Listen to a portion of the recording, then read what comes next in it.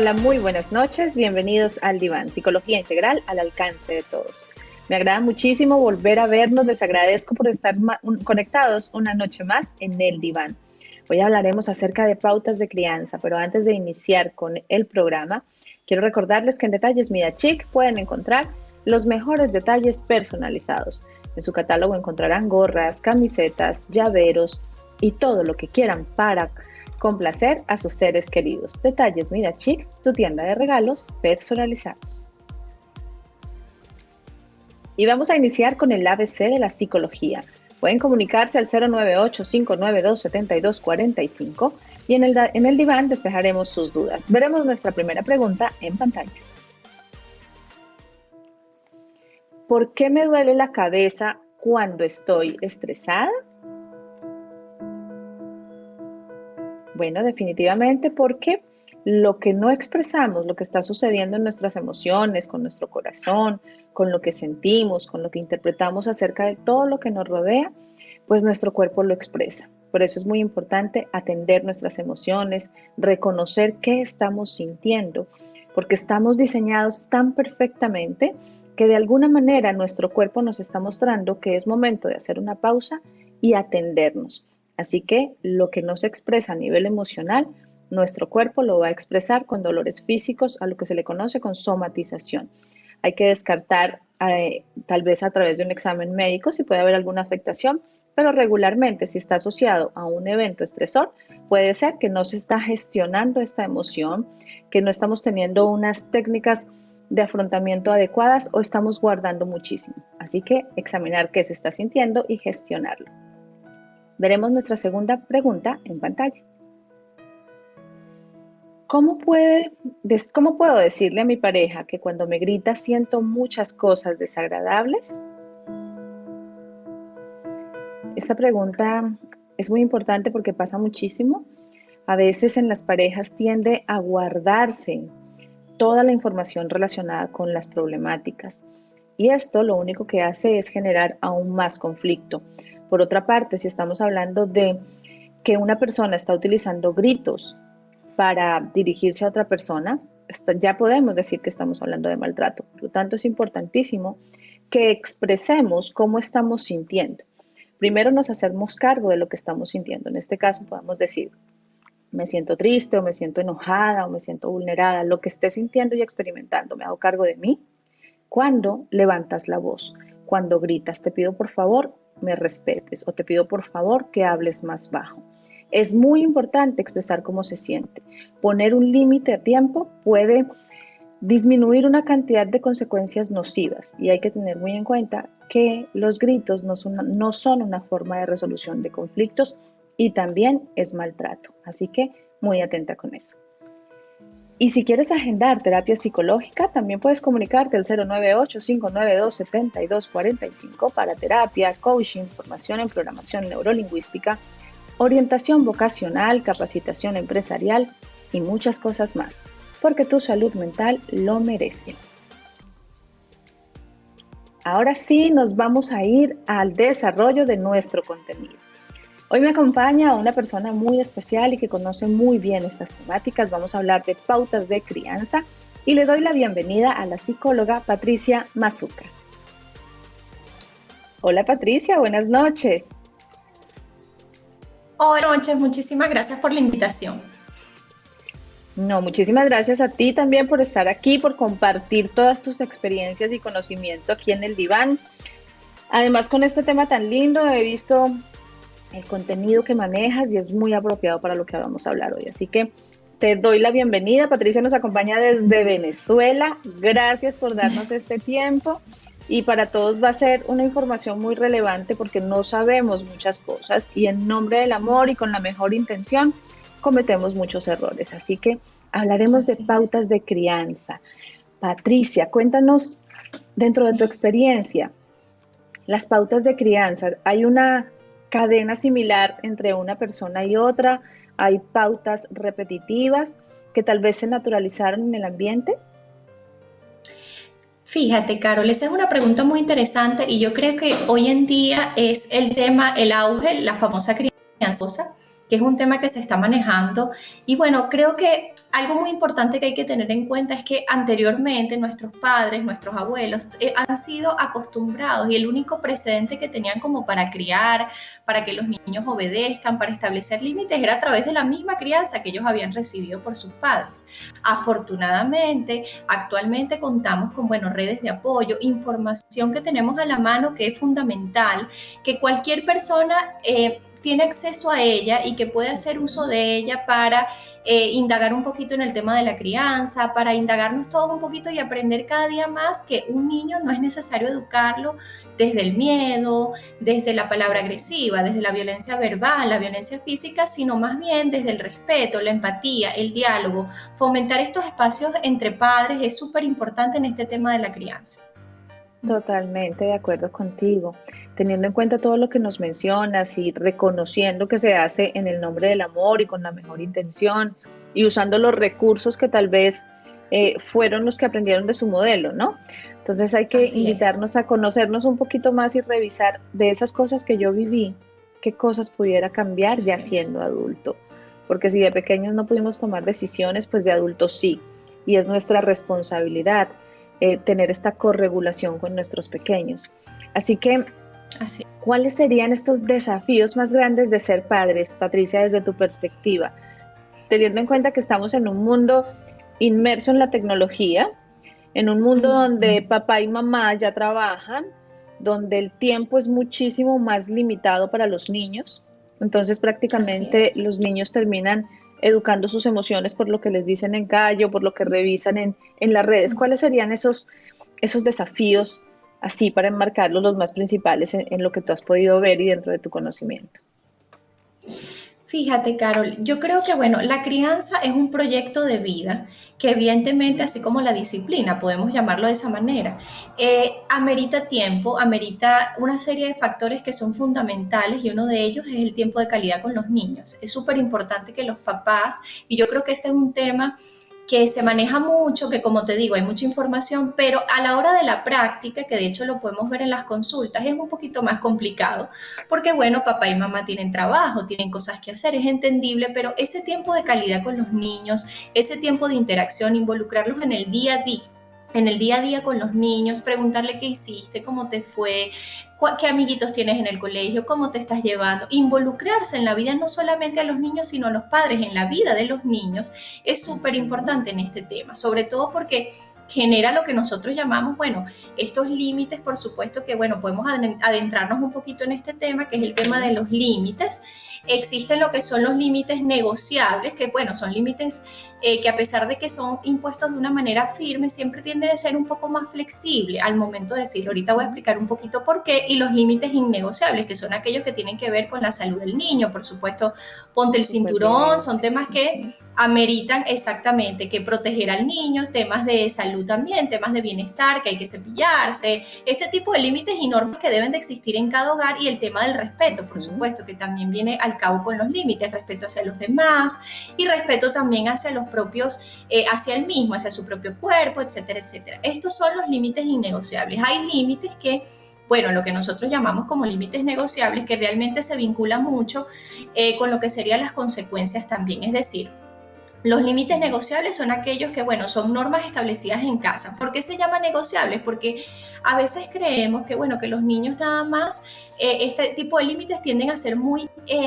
vamos a llamar, inflexibles. La realidad es que los niños pueden participar en esos límites. Uno le puede preguntar, a ver, si dentro de la norma en casa está bañarse todos los días, bueno, le podemos dar a los niños a elegir, le podemos dar alternativas. ¿Quieres bañarte Ujú. antes o después de cenar? Es decir, que el niño se sienta parte de esa crianza y de esos límites para que de esa manera él vaya entendiendo de que él forma parte de esa estructura y no verlo como algo rígido, estático, donde Ujú. el niño no tiene derecho a opinar, donde solo la autoridad como papá y mamá mamá están en ese peldaño de autoridad, que bueno, que si decimos una palabra, entonces ahí viene lo que serían las amenazas y los castigos. Entonces hay que cuidar mucho esa línea tan delgada entre los límites y lo que serían las consecuencias. Fíjate que algo muy importante, si me permites como este espacio para explicar rápidamente lo de las consecuencias. Las consecuencias, tenemos como estos dos grandes tipos. Las consecuencias naturales, que en el caso de los niños es una consecuencia que el niño aprende,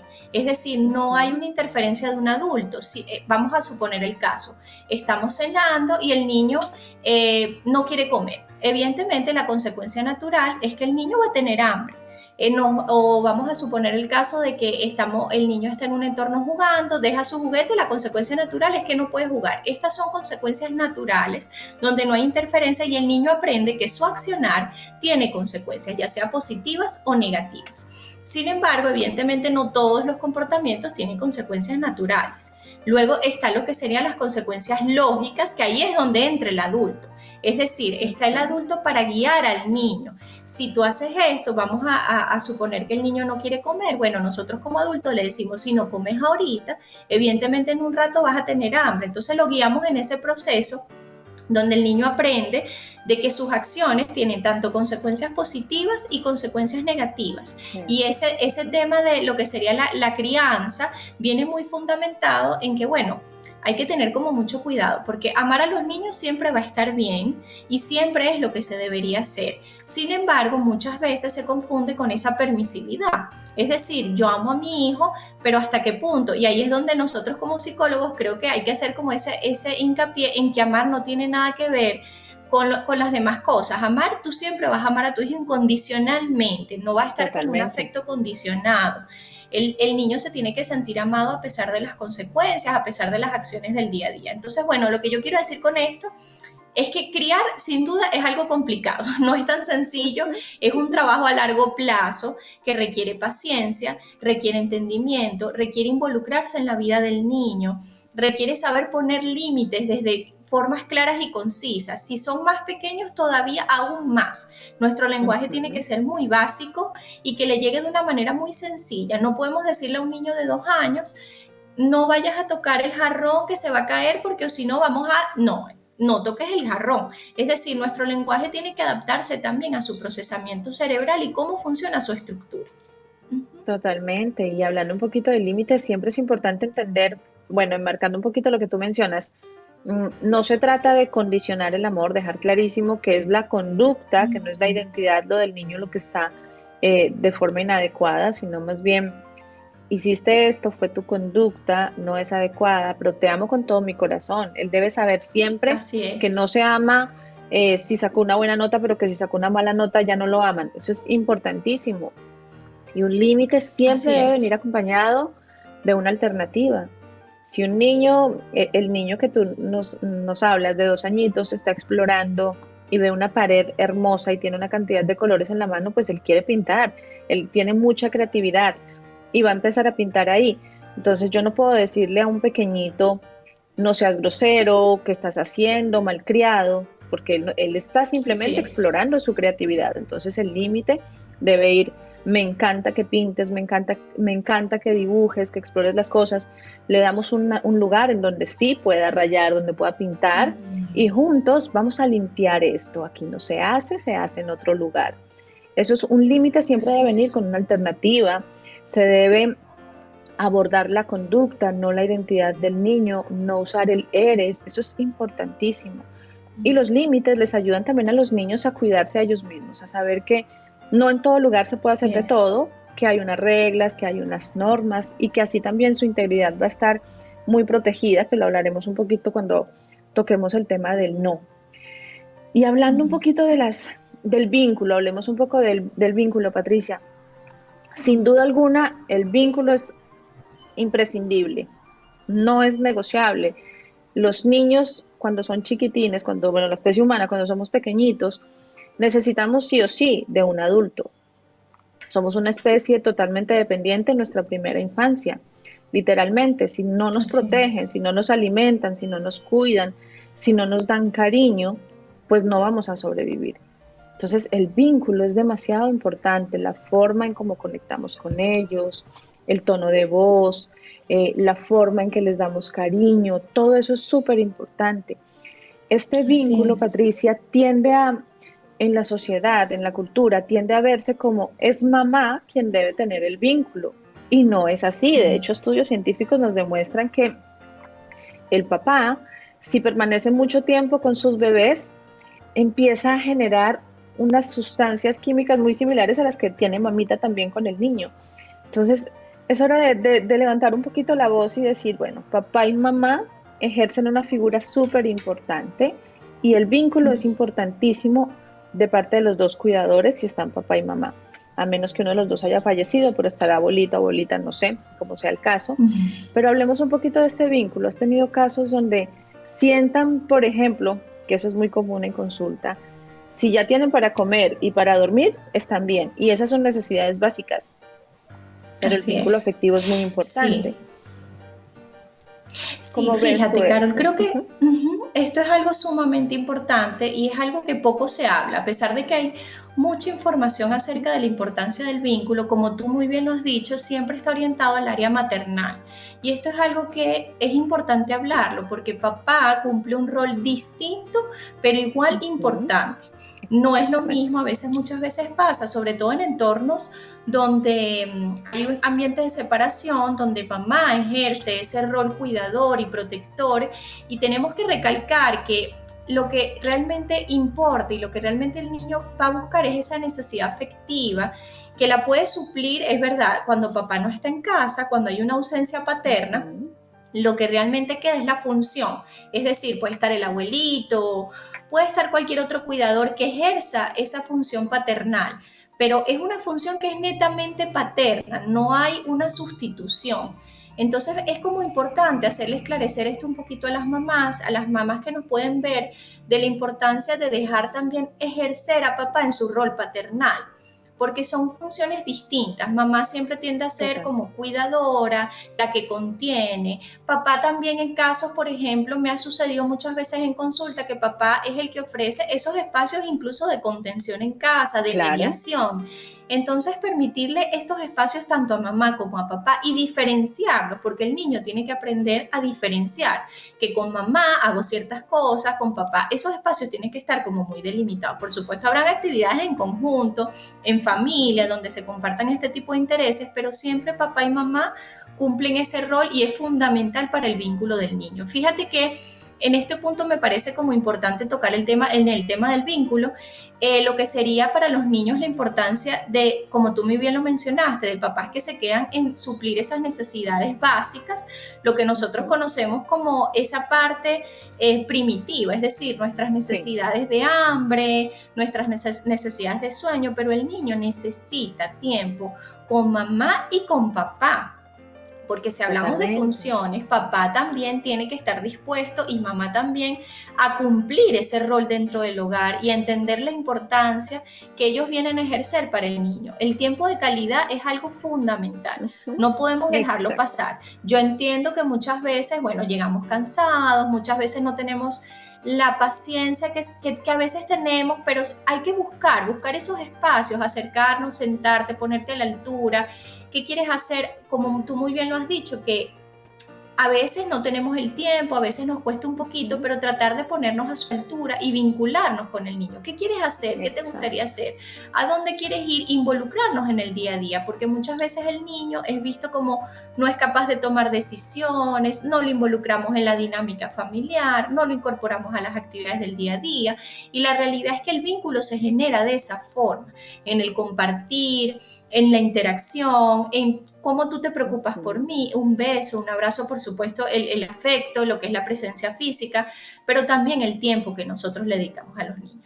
Uh -huh. totalmente. Y sí, lo que mencionas es súper importante y siempre tener muy en cuenta la contención emocional, ¿no? Este afecto, esta seguridad, el vínculo es lo que garantiza que este niño cuando salga a la calle se sienta seguro, que crezca Así es.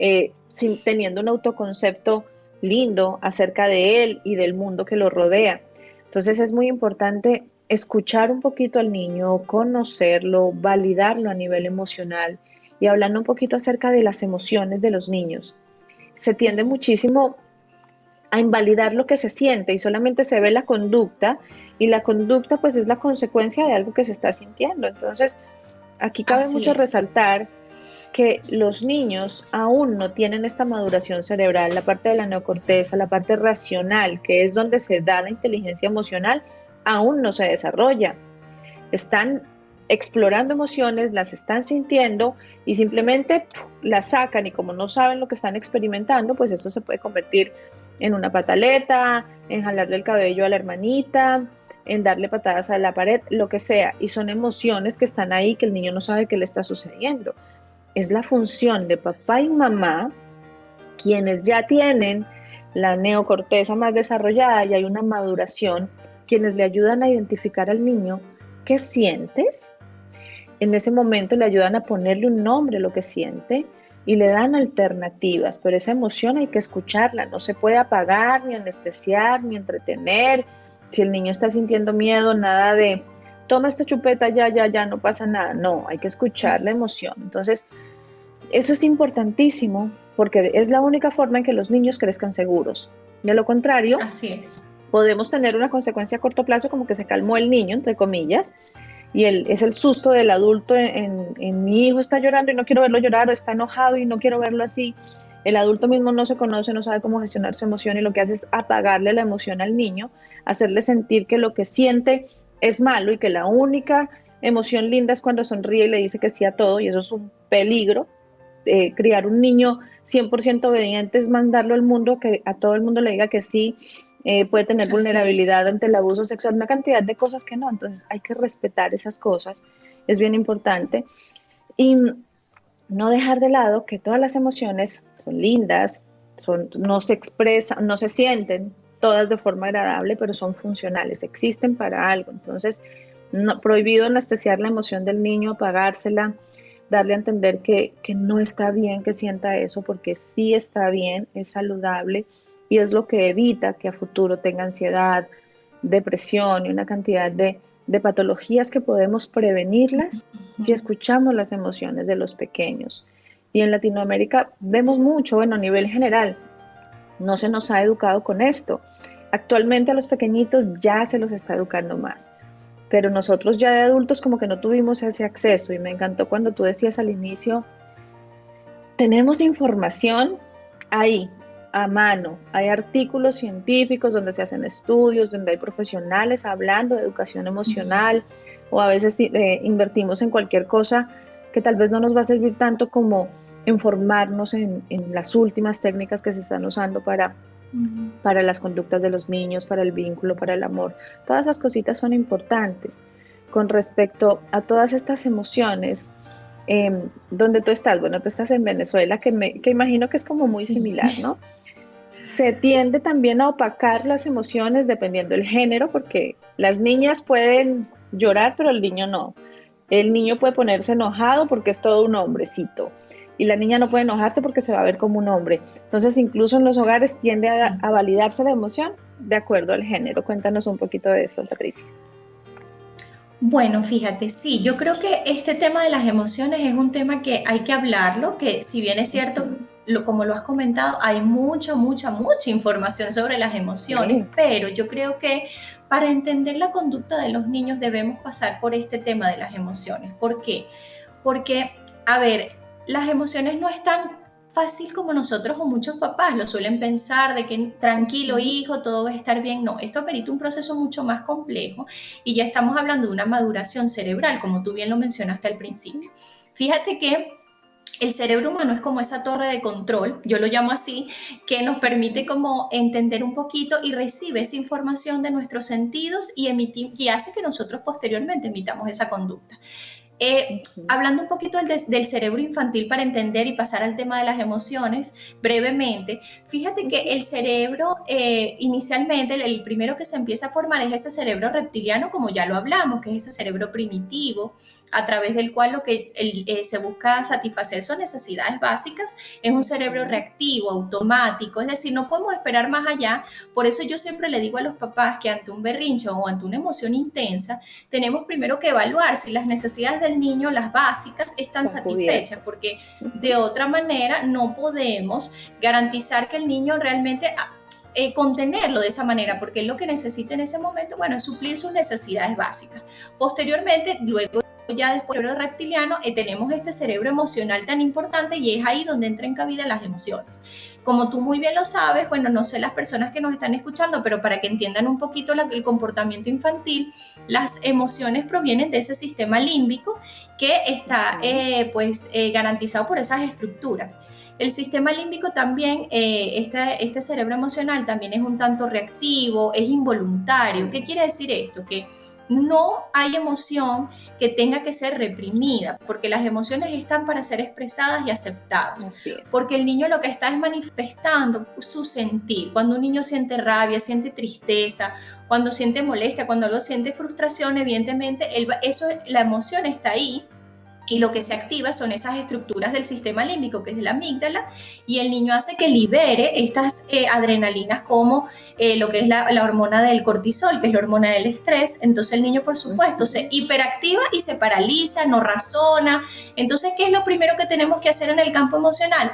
Antes de decirle al niño, cálmate, no entiendo por qué estás siendo tan exagerado, no entiendo por qué te pones de esa manera, tenemos que ponernos en la posición del niño, y es que está secuestrado por la emoción, lo que nosotros llamamos como ese secuestro de la amígdala. Es decir, el niño está posicionado, está sintiendo su emoción. Lo que sí hay que hacer, y me parece como importante señalarlo, es aprender a separar los papás, pues la emoción de la acción que viene, del comportamiento que viene asociado a la emoción. Es decir, que el niño sienta, vamos a suponer que Pablo se le niega un juguete, vamos a suponer, eso a él no le va a gustar, va a ocasionar una emoción de rabia, tristeza, molestia, y eso es aceptado y es natural y es esperado.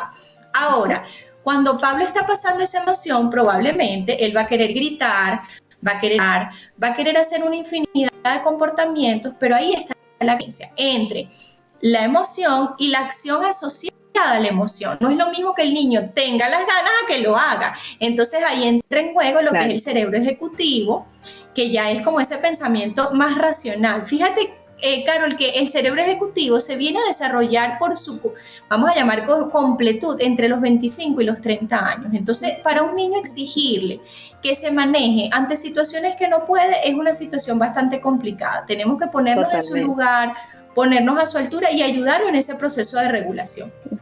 Explicarle qué está sintiendo y reconocer que el niño no puede tener aún esta inteligencia emocional que esperamos los adultos porque su cerebro no está listo y necesitamos nosotros ayudarlo a reconocer qué siente, cómo se llama, cómo se gestiona y cómo se expresa.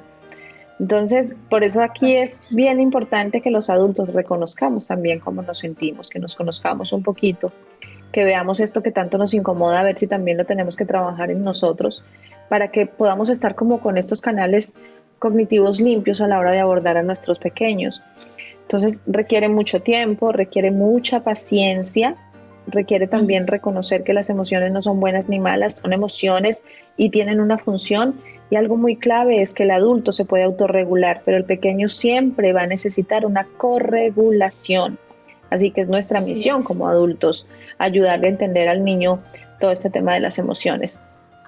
Y vamos a hablarlo así por encimita, que qué pesar que no tenemos todo el tiempo y seguramente haremos una segunda parte para reforzar todo. La importancia de decir que no es clave. ¿Por qué? Porque pensamos que los niños dicen que no y está siendo un malcriado, y realmente el no es como estas ganas de expresarse de forma distinta y tener autonomía en lo que quiere. Y por otra parte, el no ayuda a que el niño cuando crezca proteja sus intereses, sus deseos, sus valores, sea capaz de decir que no a algo que le incomoda, que no a algo que le genera malestar emocional. Incluso cuando les enseñamos a decir que no, también ellos empiezan a poner estos límites que le permiten al niño estar saludable. Incluso también protege para todo este tema de prevención de abuso sexual, cuando crecen para elegir pareja, para tomar decisiones. Así que por favor, permitámosle al niño, obviamente el adulto siempre es el que pone los criterios, pero con cosas básicas, que él tome decisiones y validar ese no, revisar que el niño está teniendo la iniciativa de decidir también, de cosas como mostrarle 2 o 3 alternativas de ropa y decirle de estas cuáles quieres, cuál te gustaría usar. Permitirle al niño, ok, yo soy quien pongo las 3 opciones, pero él es quien escoge, él es quien me dice esto no me gusta y está bien. Nos preocupamos mucho es que a esta fiesta tiene que ir perfecto o perfecta, pero tal vez a la niña o al niño no le gusta el vestidito que le pica y le gusta la camiseta. Él es quien va a ir a la fiesta, él es quien va a experimentar eso, permitámosle que realmente la disfrute. No nos están evaluando porque papá y mamá tienden a pensar, es que si no lo llevo con el moñito, con el vestidito súper impecable, van a decir que soy mal papá. Entonces terminan preocupándose más por lo que piensen de él que por el bienestar de los niños. Y esto es bonito hablarlo porque sucede muchísimo. Entonces al niño hay que permitirle ser y también expresar un sí y expresar un no. Correcto. Sí, comparto totalmente lo que comentas. Sí. Al niño hay que permitirle estos espacios de alternativa, es decir, de elegir, donde él tenga esa capacidad para, como lo habíamos comentado, bueno, de elegir esos espacios y permitirle también expresar sus opiniones y lo va a aprender, y estas son herramientas sociales también, que forman parte de las habilidades sociales que en un futuro le van a permitir desenvolverse. Exactamente, y segurísimo que vamos a hacer una continuidad de esto porque son como muchos temas en un solo programa y no podemos profundizar mucho por tema de tiempo, pero antes de cerrar nuestro programa y contarte una metáfora, quiero aprovechar para agradecerle a Chut Producciones por hacer posible El Diván. En su catálogo encontrarán la cobertura completa para capacitaciones, videos corporativos, institucionales, cobertura de bodas, postproducción, animación, canales digitales y muchas cosas más. Chut Producciones, tus ideas, nuestras metas. Muy bien. Y para cerrar nuestro programa, Patricia, nosotros tenemos un espacio de metáforas. Voy a contarles una historia real y bien bonita, así que vamos a prepararnos para escuchar. Hace algunos años, un pequeño se cambió de ciudad junto a su familia, junto a su mamá, y el niño llegó a un colegio nuevo. En este colegio, él llevó un proceso de adaptación muy difícil, y en este colegio una vez el rector le dio una notita y le dijo, quiero que lleves esta nota a tu mamá. Tú no la puedes ver, no la puedes leer, solo llévasela a mamá. Él llegó, se encontró con su mamá, le entregó la nota y mientras la mamá empezó a leer, empezó a llorar y a llorar y a llorar. El niño se preocupó y le dijo, mamá, ¿qué pasó? ¿Qué dice la nota? Y la mamá le respondió, hijo, es que estoy tan emocionada porque me acaban de escribir que eres tan inteligente que ningún profesor está capacitado para darte todo lo que tú necesitas. Así que a partir de hoy vamos a educarte en casa y vamos a aprender muchísimas cosas. Y así fue, con mucha creatividad, con muchos recursos, él aprendió muchísimas cosas. Cuando creció, su madre murió y encontró en un baúl chiquitín la cartita que le habían dado a mamá. La leyó y esta carta decía, señora, su hijo no tiene capacidades y es imposible que él pueda aprender. Usted revise de qué manera puede ayudarle en casa. Él se sintió totalmente destrozado porque se dio cuenta que su mamá jamás fue capaz de decirle lo que decía realmente. Admiró todo el potencial de la mamá para desarrollar todas las habilidades, porque gracias a él tenemos el bombillo, y esta es la historia de Thomas Alva Edison, a quien una vez en una entrevista le preguntaron, ¿no te cansaste de tener muchos errores y muchas caídas? Y él dijo, no, porque de las 2000 veces que lo intenté, entendí 1999 veces de cómo no hacerlo. Así que este es un ejemplo muy lindo para reconocer que los papás podemos potenciar o de alguna forma y con la mejor intención limitar la vida de nuestros hijos. Por lo tanto, aprendamos a dejar huellas bonitas y no cicatrices. Patricia, muchísimas gracias. Muchísimas gracias por esta invitación y este valioso espacio. Te mando un abrazo, gracias a ti por todos tus conocimientos y bueno, esperamos tener un segundo programa. Y a ustedes también, muchísimas gracias por acompañarnos en El Diván. Un abracito.